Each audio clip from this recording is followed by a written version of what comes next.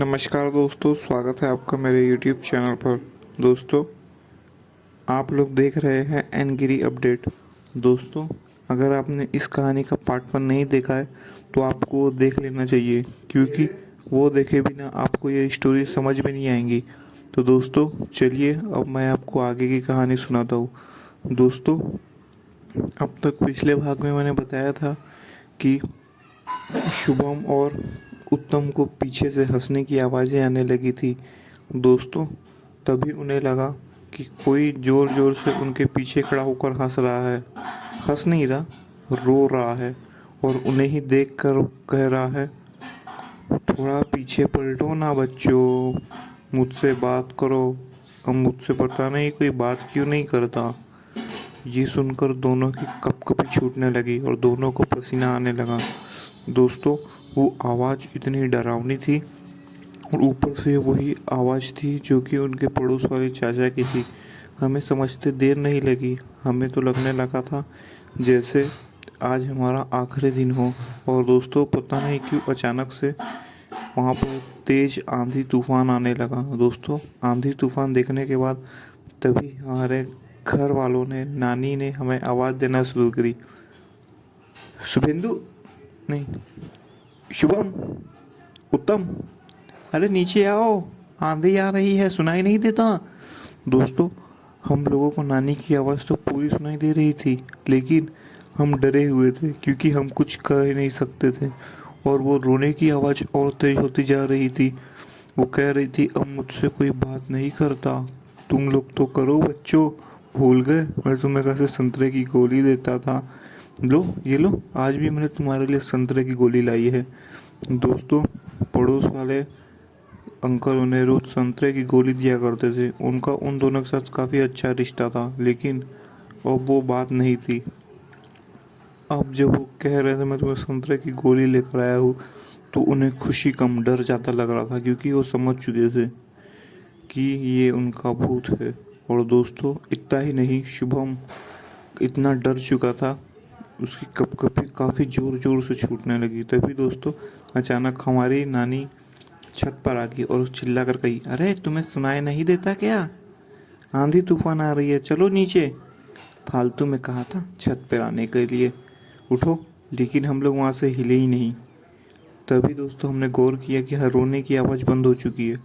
मैं उठने ही वाला था कि मेरा हाथ शुभम ने रोक लिया। वो कहा, चुप कर, वही हुआ तो चुपचाप यहीं लेटा रहे।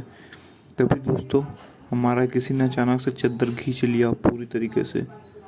दोस्तों, फिर हमने देखा कि दानी माँ में कह रही है, अरे चलो भाई उठो। दोस्तों, शुभम उठने ही वाला था कि तभी अचानक पीछे से एक चीख निकली, जो कि हमारी नानी माँ की थी। ये चीख सुनकर मामा मामी भी छत पर आ गए। दोस्तों, जब हमने उठकर देखा तो कोई औरत का भेष बना के कोई आदमी था जिसने साड़ी लपेटी हुई थी। और हम जैसे ही पलट के देखे, वो चीख चीख कर हंसने लगा। उसके ठीक पीछे नानी माँ बेहोश होकर लेटी हुई थी। दोस्तों, हम अब तक काफ़ी डर चुके थे, लेकिन दोस्तों तभी शुभम के फ़ोन पर किसी का फ़ोन आया। दोस्तों, वो तो अच्छा हुआ कि शुभम ने अपने फ़ोन आने पर जो टोन लगाई थी वो हनुमान चालीसा थी, और हनुमान चालीसा सुनते ही वो भूत पता नहीं गायब हो गया। दोस्तों, ये तो अच्छा हुआ कि वो भूत गायब हो गया था, लेकिन दोस्तों वो ज़्यादा देर तक नहीं टिका। जब फ़ोन आया था तो फ़ोन की टोन बस 3 ही सेकंड लगी, क्योंकि शायद किसी ने गलती से हमें फ़ोन कर दिया होगा। तो दोस्तों, ठीक उसके 1 मिनट बाद जब हम दोनों दादी माँ को उठा रहे थे, तो मामा मामी भी वहाँ पहुँच चुके थे। और हम जब नानी माँ को उठाकर घर ले जा रहे थे, तभी नानी माँ अचानक से अलग ही बर्ताव करने लगी। वो कह रही थी, क्यों बच्चों, तुम्हें संतरे की गोली नहीं चाहिए क्या?